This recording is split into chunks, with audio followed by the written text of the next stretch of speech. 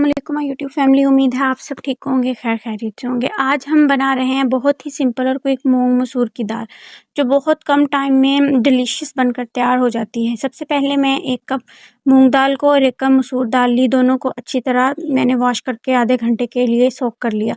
अगर आपके पास टाइम नहीं है तो सोक करने की ज़रूरत नहीं है, क्योंकि ये दाल प्रेशर कुकर में वैसे भी जल्दी गल जाती है। अब मैं प्रेशर कुकर में वॉश दाल ऐड की और साथ ही मैंने चॉप प्याज, चॉप टमाटर, 3 हरी मिर्चें और अदरक लहसुन का पेस्ट ऐड किया। इसके बाद हल्दी, साबुत गरम मसाला, पिसा हुआ गरम मसाला, धनिया पाउडर और नमक ऐड किया। अब तमाम इंग्रेडिएंट को मिक्स कर प्रेशर कुकर को क्लोज़ कर दिया और तकरीबन 5 से 6 मिनट के लिए कुक होने दिया। 5 से 6 मिनट के बाद जब कुकर खोला तो दाल बिल्कुल अच्छी तरह गल चुकी थी। इस स्टेज पर मैंने चिकन क्यूब ऐड किया। ये ऑप्शनल है, अगर आप चिकन क्यूब को स्किप करना चाहते हैं तो कर सकते हैं, लेकिन इससे दाल का टेस्ट और भी मज़ेदार हो जाता है।